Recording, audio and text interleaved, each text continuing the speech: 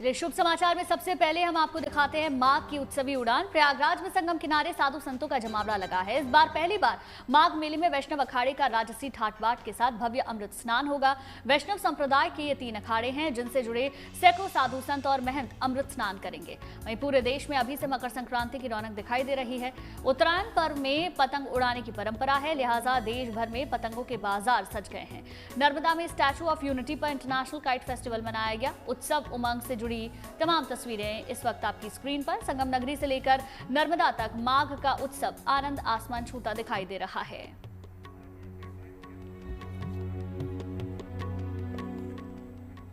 तो देखिए, कड़ाके की ठंड में प्रयागराज की धरती पर गंगा की लहरों के बीच आस्था का समंदर उमड़ा हुआ है। श्रद्धा और भक्ति के अनगिनत रंग बिखरे हुए हैं। ऐसे में इसी महीने पहली बार महाकुंभ की तर्ज पर अमृत स्नान होने वाला है, जिसमें शामिल होने के लिए खासतौर से वैष्णव अखाड़े से जुड़े साधु संत पहुंच रहे हैं।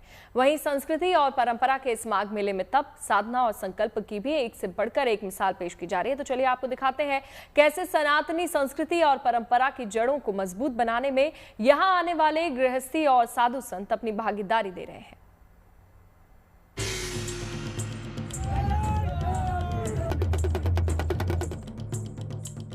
संगम तट पर हो रहे माघ मेले में हर वो रंग बिखरे हैं जिसमें देश की संस्कृति, आस्था और परंपरा की खुशबू महक रही है। आम श्रद्धालु, कल्पवासी या फिर साधु संत, ईश्वर और प्रकृति के प्रति तमाम लोगों की श्रद्धा में कोई कमी नहीं।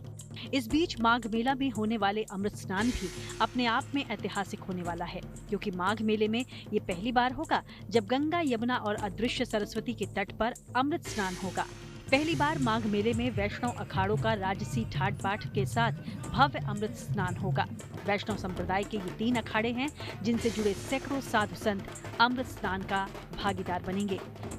संगम तट पर ये अमृत स्नान मौनी अमावस्या और बसंत पंचमी के पावन अवसर पर होगा, जिसमें वैष्णव संप्रदाय के 3 प्रमुख अखाड़े निर्मोही अनी, निर्वाणी अनी और दिगंबर अनी से जुड़े साधु संत, महंत, महामंडलेश्वर और पदाधिकारी पारंपरिक वेशभूषा में नजर आएंगे। दिगंबर का निशान है पचरंगा महाध्वज, जो मैं आपसे कहूंगा कि आप दिखा भी सकते हैं। वो देखिए महाध्वज लगा हुआ है, आप उसको दिखा सकते हैं। निर्मोही का निशान है सफेद ध्वज और निर्माणी का निशान है लाल ध्वज। तीनों अनियों के इष्ट हैं हनुमान जी। वैष्णव अखाड़ों का ये वही अमृत स्नान है जो अब तक धार्मिक, आध्यात्मिक और संस्कृति से पूर्ण कुंभ और महाकुंभ जैसे आयोजनों में होता आया है। हमारे सभी महामंडलेश्वरों ने, जगत गुरुओं ने अखाड़ों की मान्यता के अनुसार जिसे जो पद दिया जाता है उनको फिर स्वतंत्र किया जाता है कि वो जब भी कहीं स्नान और कहीं जाएंगे तो अपने वही प्रोटोकॉल, वही स्वरूप से जाएंगे जो एक संत का और एक राजा और सेवा भाव का होता है। लेकिन अमृत स्नान से पहले कुंभ वाले रंगों की छटा माघ मेले में भी बिखरी हुई है, जिसमें सनातनी परंपरा, तपस्या और आध्यात्मिक चेतना हर कदम पर श्रद्धा का एक नया स्वरूप गृहस्थियों के कल्पवास में भी नजर आ रहा है। ऐसे ही एक अनोखे कल्पवासी हैं जिन्होंने देश सेवा के बाद अन्न ग्रहण नहीं किया है।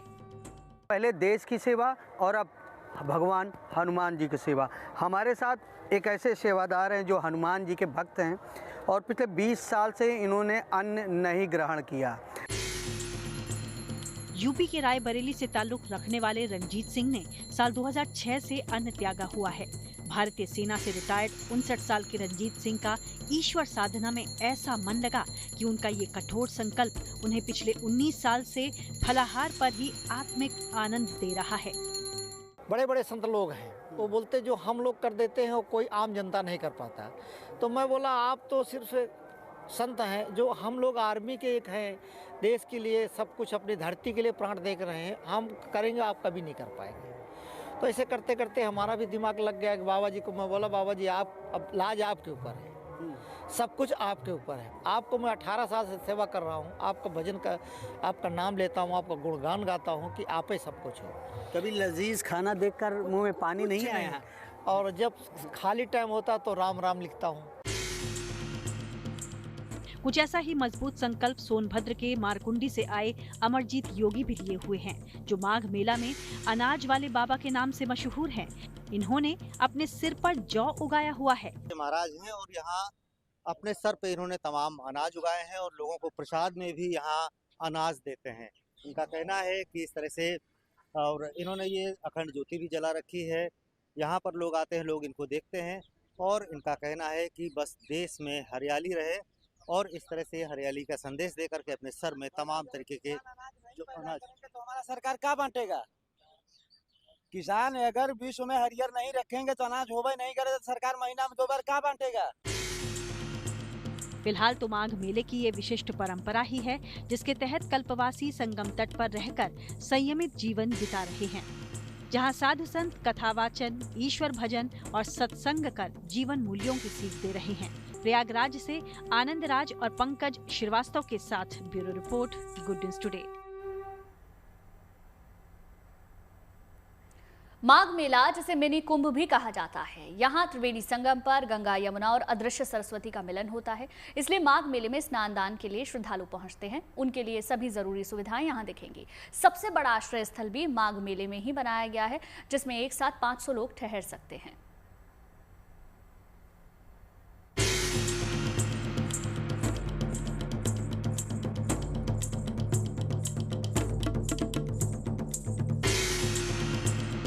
माघ मेले में हर हर गंगे की गूंज है। संगम की तरफ जाने वाले हर रास्ते पर श्रद्धा भक्ति की उमंग है।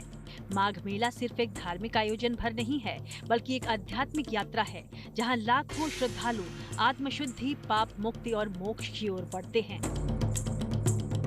देश विदेश से श्रद्धालु पतित पावनी गंगा में डुबकी लगाने के लिए पहुंच रहे हैं। श्रद्धालुओं की बढ़ती भीड़ को देखते हुए उनकी सुविधाओं के लिए ही अलग अलग तरह के इंतजाम किए गए हैं। इसी वजह से माघ मेला कई नए कीर्तिमान रच रहा है। इन्हीं में से एक है माघ मेले में बना सबसे बड़ा आश्रय स्थल। महामाघ मेला में जहां एक और स्वास्थ्य व्यवस्थाएं और श्रद्धालुओं के हर अहम चीज़ को देखा जा रहा, तो वहीं आश्रय स्थल बनाया गया जहां पर लोगों के लिए अच्छी सुविधाएं दी गई। यानी जो श्रद्धालु दूर दराज से आते हैं उनके लिए एक बेड दिया गया और बेड का जो रेट है महज 20 रुपये है 24 घंटे का। ऊपर से उन लोगों को खाना भी फ्री है। इस आश्रय स्थल में एक टेंट के नीचे 500 से अधिक श्रद्धालु एक साथ रह सकते हैं। श्रद्धालुओं को यहाँ 24 घंटे ठहरने के लिए सिर्फ 20 रुपए देने होंगे। प्रथम दृष्टिया 500 बेड का ये हमारा आश्रय स्थल है और उत्तर प्रदेश सरकार की ओर से ये व्यवस्था दी गई है। 20 रुपये प्रति व्यक्ति चार्ज है 24 घंटे का, और हर पर्व पे, स्नान पर्व पे एक दिन आगे पीछे यानी 3 दिन 50 रुपये पर व्यक्ति चार्ज है 24 घंटे का। इस आश्रय स्थल में एक साफ सुथरा बेड मिलेगा। बेड पर सुंदर चादर लगी होगी।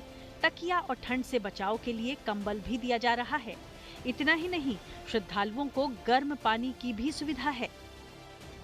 यहाँ हमारा बाथरूम भी है, नल जल भी लगा हुआ है और अंदर जो है चद्दर, तकिया, गद्दा और कंबल की व्यवस्था है। आपको जानकर हैरानी होगी कि यूपी सरकार की तरफ से इतनी बड़ी क्षमता वाले 5 से ज्यादा आश्रय स्थल माघ मेला क्षेत्र में बनाए गए हैं।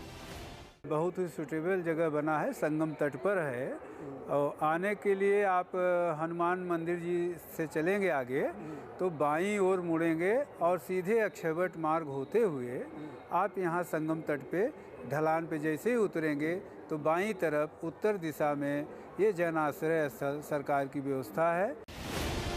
इन आश्रय स्थल में देश के अलग अलग शहरों से आए लोग ठहरे हुए हैं और उन्हें यहाँ किए गए इंतजाम काफी भा रहे हैं। प्रयागराज में बहुत अच्छी सुविधा है। पहले मैं आ रहा था गुजरात से तो मुझे काफ़ी डर लग रहा था कि रहने के लिए क्या करूँगा क्या नहीं। उसके बाद मैं यहाँ आया तो मोदी जी का और योगी जी का मैंने पोस्ट देखा, जन आश्रय स्थल बहुत अच्छा लगा मुझे। मैंने माघ मेले के बारे में बहुत कुछ सुना था, वहाँ पे बहुत ज़्यादा भीड़ होती है, लेकिन जब हम यहाँ पे आए तो हमें ऐसा कुछ नज़र नहीं आया।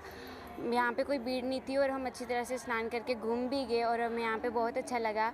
और जब हम यहाँ पे आए तो हमको बहुत सस्ते में सब कुछ यहाँ पे मिल गया सरकार की तरफ। 2 दिन हो गए हमें इधर आए हुए, तो सब कुछ अच्छा है। एक 20 रुपये लेते हैं इधर, तो हम 4 बंदे 80 रुपये में हमें 2 दिन हो गए। एक दिन का 80 रुपये लेते हैं। 2 दिन हो गए हम इधर रुके हुए। सब कुछ अच्छा है, हमने स्नान भी किया, सब कुछ अच्छी सुविधा है, सब कुछ अच्छा है। महाकुंभ के बाद माघ मेला को मिनी कुंभ का दर्जा हासिल है, इसलिए इंतजाम भी महाकुंभ स्तर के किए गए हैं। और इस पहल का जो माघ मेला प्रशासन की इस पहल का श्रद्धालु स्वागत कर रहे हैं, तो इस सस्ते बजट की रुकने के स्थल का प्रयोग कर वो भी प्रदेश सरकार के और मेला प्रशासन की जय जयकार भी कर रहे हैं। Anand Raj, good news today, Prayagraj.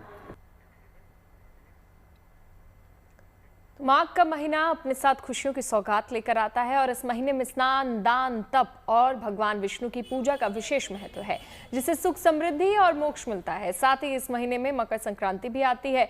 Makar Sankranti Bharat के प्रमुख पर्वों में से एक है, जिसमें सूर्य की उपासना और दान का विशेष महत्व माना जाता है। बिल्कुल, देखिए, साथ ही इस दिन देश भर में उत्सव की उड़ान भी दिखती है। शहर शहर पतंग उड़ाई जाती हैं। गुजरात में तो बड़े स्तर पर काइट फेस्टिवल का आयोजन होता है। इस साल आयोजन नर्मदा जिले के एकता नगर में स्टैचू ऑफ यूनिटी पर हुआ, जिसमें देश और विदेश से आए 79 पतंगबाजों ने नई और आकर्षक पतंगे लेकर वो पहुंचे। ये पतंग लोगों को दिल जीत रही है। हर साल जनवरी के महीने में इस इंटरनेशनल काइट फेस्टिवल का आयोजन होता है, जो गुजरात पर्यटन विभाग की ओर से मकर संक्रांति के मौके पर आयोजित होता है।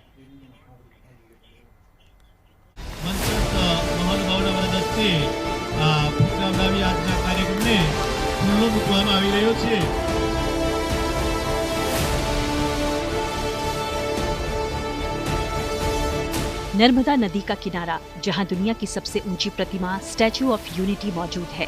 यहां आसमान में उड़ती एक से बढ़कर एक पतंगे।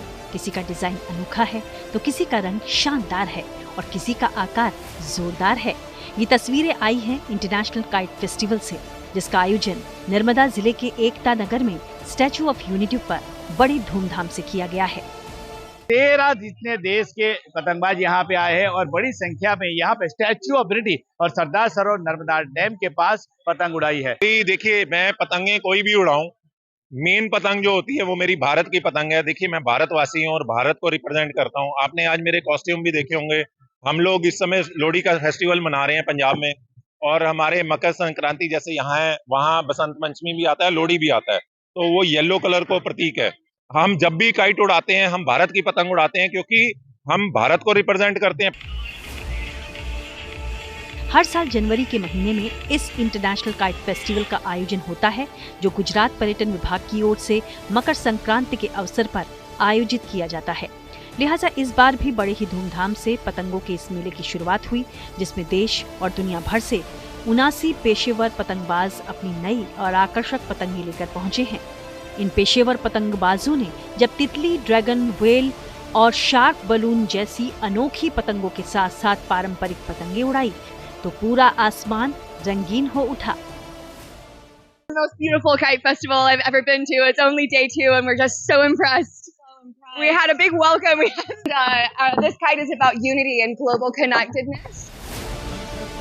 इस इंटरनेशनल काइट फेस्टिवल के उद्घाटन पर राज्य के जल संसाधन और जल आपूर्ति राज्य मंत्री ईश्वर सिंह पटेल पहुंचे थे, जिन्होंने तालियों की गड़गड़ाहट के बीच गुब्बारे उड़ाकर पतंगों के इस मेले का आगाज किया। हर साल जनवरी महीने में होने वाला ये इंटरनेशनल काइट फेस्टिवल न सिर्फ मकर संक्रांति के मौके पर गुजरात की पतंग संस्कृति को बढ़ावा देता है, बल्कि दुनिया भर से पर्यटकों को भी आकर्षित करता है। नर्मदा से नरेंद्र पेपरवाला के साथ bureau report, good news today. पतंगबाजी के शौकीनों को तो मकर संक्रांति का इंतजार है। इस दिन हवा में उनकी पतंग लहराती है, दूर दूर तक सैर करके आती है। तभी तो पतंग के बाजार में अच्छी खासी चहल पहल दिख रही है। लोग अलग अलग डिजाइन और रंग वाली पतंग खरीद रहे हैं।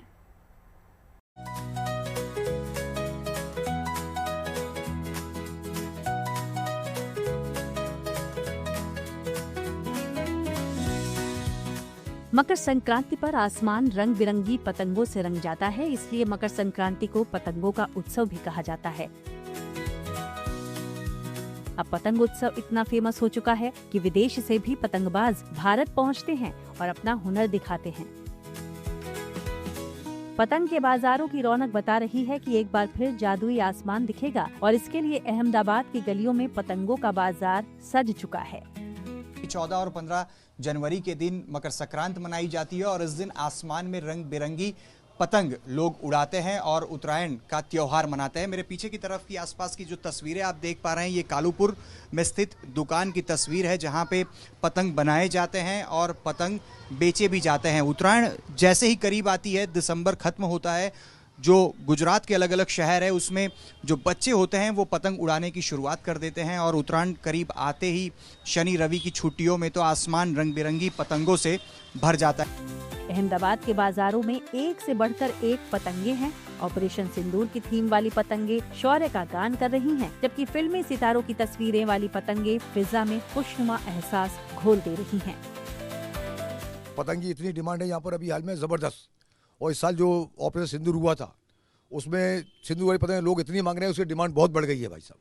जी साहब, जब हमारे देश ने ये जंग जीती थी उसके बाद से ही पतंग की डिमांड थी कि ऐसी पतंग बनाओ, ऐसी पतंग बनाओ, तो हमने खास कर ये पतंग बनाई और उसकी डिमांड बाजार में ज़बरदस्त है। ये पतंग बेच रहे हैं 10 रुपये, ये पतंग बेच रहे हैं होलसेल में, जबकि 7-8 रुपये पतंग की कीमत होती है, लेकिन डिमांड ज़्यादा है इसकी। उत्तर प्रदेश के सहारनपुर का भी कुछ ऐसा ही नजारा है। बाजार नए नए डिजाइन की पतंग से गुलजार हैं। हर दुकान पर अच्छी खासी भीड़ दिख रही है। बसंत पंचमी को लेके भीड़ तो है, रश है वैसे, लेकिन क्या है कि यहाँ पे जो है थोड़ा सा महंगा होने की वजह से ना महंगा बहुत हो गया है सामान। मकर संक्रांति पर स्नान दान के अलावा पतंग उड़ाने का रिवाज भी काफी पुराना है, जिसका क्रेज आज भी बरकरार है। अहमदाबाद से अतुल तिवारी और सहारनपुर से राहुल कुमार के साथ bureau report, good news today. और अब बात भारतीय अंतरिक्ष अनुसंधान संगठन यानी कि इसरो की, जो अब से थोड़ी देर में साल 2026 के अपने लॉन्चिंग कैलेंडर की शुरुआत PSLV C62 मिशन से करने जा रहा है, जिसके तहत इसरो एक खास अर्थ ऑब्जर्वेशन सैटेलाइट थोड़ी देर में लॉन्च करने जा रहा है। इस सैटेलाइट को DRDO ने बनाया है, जिसे देश की सुरक्षा और निगरानी क्षमताओं के लिए बेहद अहम माना जा रहा है। इनमें अर्थ ऑब्जर्वेशन सैटेलाइट यानी कि EOS N1 अन्वेषा मुख्य है, जिसे धरती से करीब 600 किलोमीटर ऊपर पोलर सन सिंक्रोनस पोलर ऑर्बिट में स्थापित किया जाएगा। अन्वेषा सैटेलाइट को रक्षा अनुसंधान एवं विकास संगठन ने विकसित किया है और ये उन्नत इमेजिंग क्षमताओं से लैस एक स्पाई यानी कि खुफिया सैटेलाइट है, जिसका मकसद सटीक निगरानी और मैपिंग करना है। ये धरती से कई 100 किलोमीटर ऊपर होने के बावजूद झाड़ी, जंगलों या बंकर्स में छिपे दुश्मनों की तस्वीरें खींच सकता है। ये मिशन भारत के प्राइवेट स्पेस सेक्टर के लिए अहम माना जा रहा है, क्योंकि पहली बार किसी भारतीय निजी कंपनी ने PSLV मिशन में इतनी बड़ी हिस्सेदारी की है। PSLV दुनिया के सबसे भरोसेमंद लॉन्च वाहनों में गिना जाता है। इसी रॉकेट से चंद्रयान 1, मंगलयान और आदित्य L1 जैसे मिशन लॉन्च किए जा चुके हैं।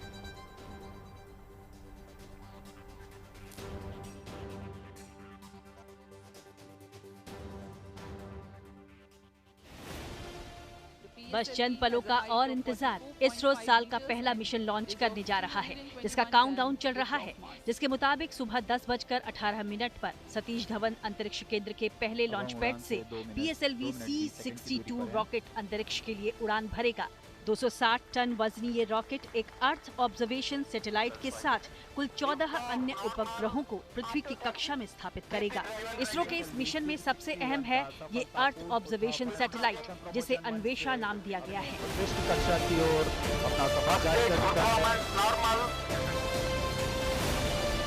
EOS N1 एक हाइपर स्पेक्ट्रल इमेजिंग सैटेलाइट है, जिसे DRDO ने देश की मॉनिटरिंग ताकत को और मजबूत बनाने के लिए बनाया है। अन्वेषा सैटेलाइट में लगी हाइपर स्पेक्ट्रल तकनीक काफी अलग है। ये सिर्फ फोटो क्लिक नहीं करती, बल्कि रोशनी के उन रंगों को भी देख लेती है जिन्हें इंसान की आंखें देख नहीं सकती। यानी DRDO के इस सैटेलाइट की मदद से पाकिस्तान और चीन जैसे दुश्मन देशों की हर हरकत पर बड़ी बारीकी से नजर रखी जा सकेगी। इसके अलावा अन्वेषा सैटेलाइट का इस्तेमाल एग्रीकल्चर, अर्बन मैपिंग, पर्यावरण ऑब्जर्वेशन और आपदा प्रबंधन जैसे क्षेत्रों में भी किया जा सकेगा। इसरो के अनुसार PSLV अब तक 63 सफल उड़ानें पूरी कर चुका है और आज पोलर सैटेलाइट लॉन्च व्हीकल का ये 64वां मिशन है, जिसके लिए सभी तैयारियां पूरी कर ली गई हैं। Bureau report, good news today.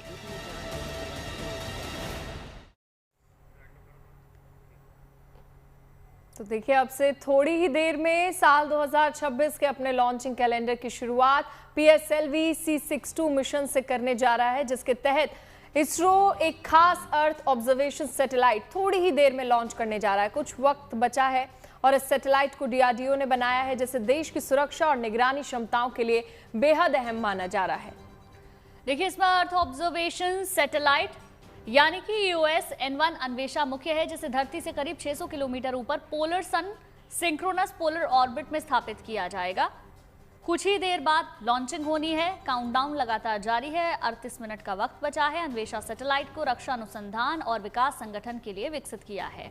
ये उन्नत इमेजिंग क्षमताओं से लैस एक स्पाई यानी कि खुफिया सैटेलाइट है, जिसका मकसद सटीक निगरानी मैपिंग करना है और ये धरती से कई 100 किलोमीटर ऊपर रहने के बावजूद झाड़ी, जंगलों या बंकर्स में जो दुश्मन छुपे हुए हैं उनकी तस्वीर आसानी से खींच पाएगा। यानी कि दुश्मन के बारे में हमें पहले से जानकारी मिल पाएगी। अगर इसकी सफल लॉन्चिंग हो जाती है तो हम इतिहास रच देंगे। ये मिशन भारत के प्राइवेट स्पेस सेक्टर के लिए भी काफी अहम है, क्योंकि पहली बार किसी भारतीय निजी कंपनी ने PSLV मिशन में इतनी बड़ी हिस्सेदारी की है। PSLV दुनिया के सबसे भरोसेमंद लॉन्च वाहनों में गिना भी जाता है और इसी रॉकेट से चंद्रयान 1, मंगलयान और आदित्य L1 जैसे मिशन पहले भी लॉन्च किए जा चुके हैं। तो देखिए, थोड़ा सा वक्त बचा है और आंध्र प्रदेश के श्री हरिकोटा सतीश धवन अंतरिक्ष केंद्र से साल 2026 का पहला सैटेलाइट मिशन लॉन्च किया जाएगा।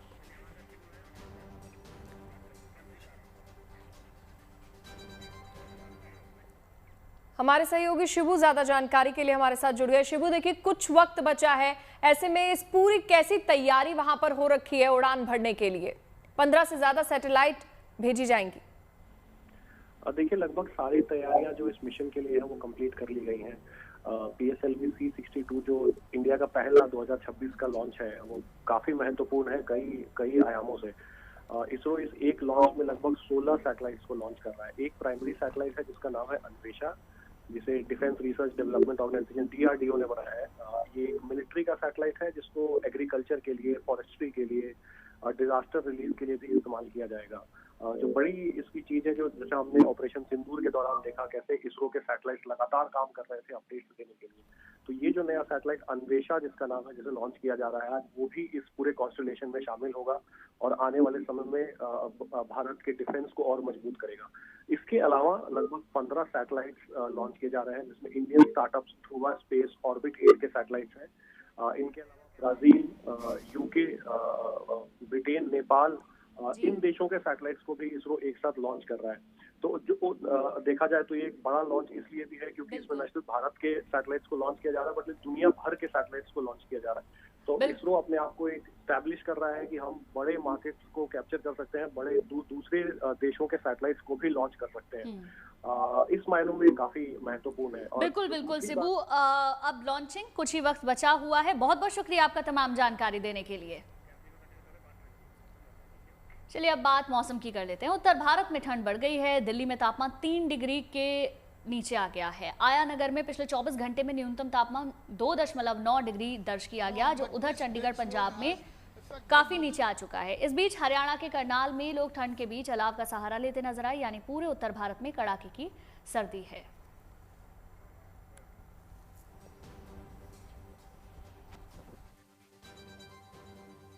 कड़ाके की ठंड, शीतलहर और घना कोहरा, ये आलम पूरे पंजाब, हरियाणा और उत्तर भारत में है। तस्वीरें चंडीगढ़ की, जहां तापमान 5 डिग्री तक जा पहुंचा है और पूरे पंजाब, हरियाणा में 1-1 डिग्री तक टेम्परेचर निचले स्तर पर है। पंजाब का बठिंडा और कल यानी कि 11 जनवरी को अमृतसर, 2 ऐसे शहर हैं अब तक जहां पर 1.3 से 4 डिग्री तापमान जा पहुंचा है। हरियाणा का महेंद्रगढ़, नालौर एरिया ऐसा है जहां पर 1.3 से 4 डिग्री टेम्परेचर है। और अभी भी आप देखिए कि चंडीगढ़ के अंदर भी कितनी ठंड है कि हड्डियों को छूती है ठंड में। लोग जहां बाहर जाना पड़ रहा है तो आवाजाही के लिए अपनी गाड़ियों के, स्कूटर, एक्टिवास के उनको हेडलाइट ऑन करनी पड़ रही है और धीमी गति से रफ्तार पूरे शहर की है। इस घने कोहरे की वजह से लोगों को बाहर निकलने के लिए हिदायत भी है कि वो अपने आप को कवर करके रखें और ऐसा ही लोग करते भी हैं। आप देखिए, अपने कान,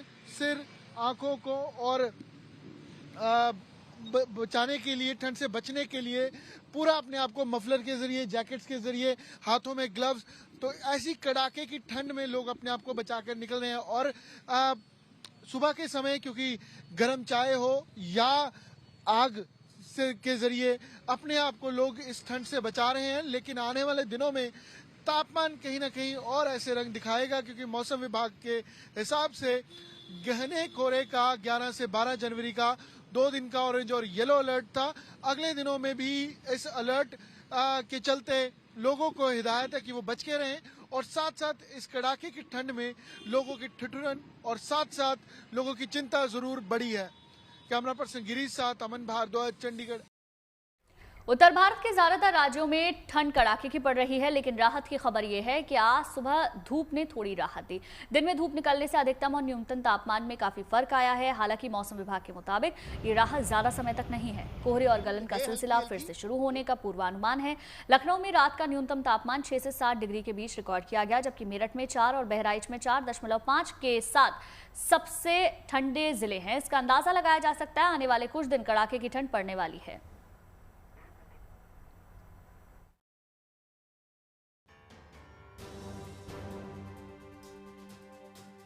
यूपी में गलन जारी है। सुबह और रात का तापमान 6 से 7 के बीच रिकॉर्ड किया जा रहा है, लेकिन दिन और दोपहर में भीनी भीनी धूप लोगों को आराम भी दे रही है, जिसके चलते जो मुसाफिर हैं वो ज़्यादा संख्या में दिन में निकल रहे हैं, जिससे ठंड से थोड़ी राहत मिले, धूप मिले, जिसके चलते दिन के तापमान में तो 3 से 4 डिग्री बढ़ोतरी देखी जा रही है, क्योंकि दिन में धूप है, लेकिन रात में होते ही, शाम होते ही तापमान में गिरावट देखी जा रही है। तो वहीं अर्ली मॉर्निंग, जल्दी सुबह के समय भी तापमान में गिरावट है। आप तस्वीरें अगर देखें यहाँ से तो ये आपको ऐतिहासिक लखनऊ की इमारतें दिखाई पड़ेंगी, जहाँ पर आप देखें तो इस समय विजिबिलिटी ठीक ठाक है, क्योंकि सन जो है, जो सूर्य नारायण है वो प्रकट हो चुके हैं। मेरे पीछे आप देखें तो ये आपको मैं दिखा रहा हूँ बड़े इमामबाड़े की तस्वीर,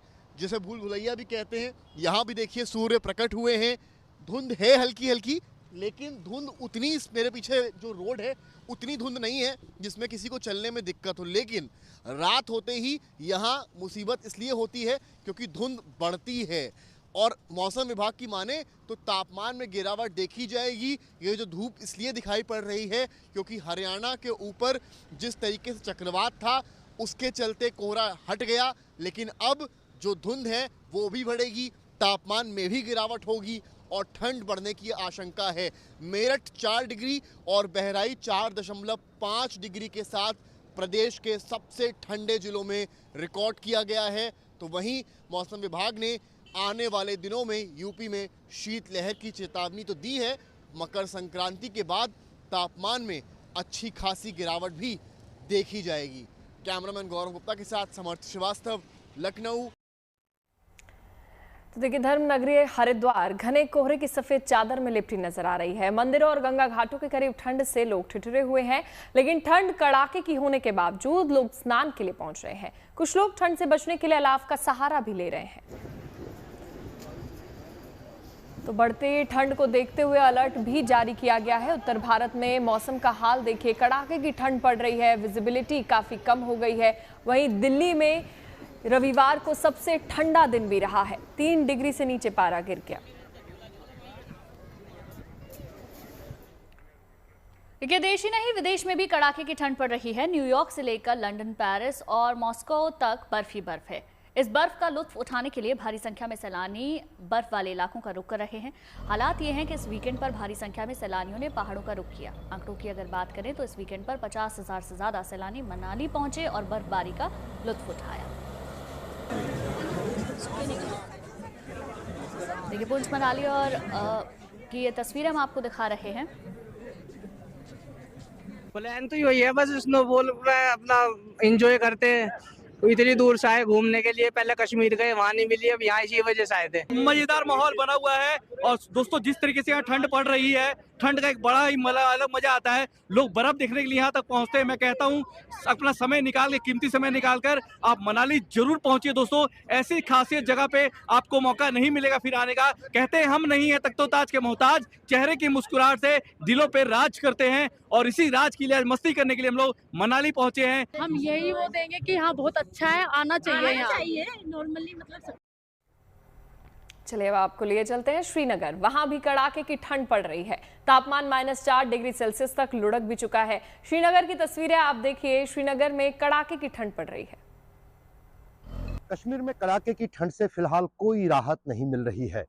सोमवार रात की बात करें तो श्रीनगर में एक बार फिर तापमान -4 तक लुढ़का, जबकि कश्मीर के पहाड़ी इलाकों और पर्यटन स्थलों पर तापमान -8 से -12 डिग्री तक लुढ़क चुका है। फिलहाल आने वाले 2-3 दिन तक भी ये कड़ाके की ठंड जो है वो जारी रहेगी। मौसम विभाग का कहना है कि 19 जनवरी के बाद एक वेस्टर्न डिस्टर्बेंस सिस्टम में दाखिल हो रही है, जिसके बाद मैदानी इलाकों के साथ साथ पहाड़ों पर भी अब भारी बर्फबारी होगी। शायद उससे मौसम तो संभलेगा, लेकिन फिलहाल जनवरी के महीने में इस कड़ाके की ठंड से ना ही कश्मीर में और ना ही उत्तरी राज्यों में लोगों को फिलहाल कोई राहत मिलने की उम्मीद है। हाँ, इतना जरूर है कि अब की बार गणतंत्र दिवस समारोह के दौरान भी कश्मीर में बर्फबारी हो सकती है। कश्मीर में अभी तक फिलहाल मैदानी इलाकों में कोई बर्फबारी नहीं हुई है और यही कारण है कि आसमान रात में साफ रहता है, दिन में धूप निकलती है और रात के दौरान जो है बर्फीली हवाएं पहाड़ों से मैदानों का रुख करती है, जिससे जम्मू और कश्मीर के रामबन में बर्फबारी हो रही है और यहां नाथा टॉप में इन दिनों सैलानियों का हुजूम दिख रहा है। बर्फबारी देखने के लिए भारी संख्या में सैलानी पहुंच रहे हैं। देखिए तस्वीरें हम आपको दिखा रहे हैं। बड़ी संख्या में सैलानी इस वक्त पहाड़ों का रुख कर रहे हैं। जम्मू कश्मीर की ये तस्वीर आप देख रहे हैं, किस तरीके से सैलानी पहाड़ों पर पहुंचकर, कश्मीर पहुंचकर एंजॉय कर रहे हैं।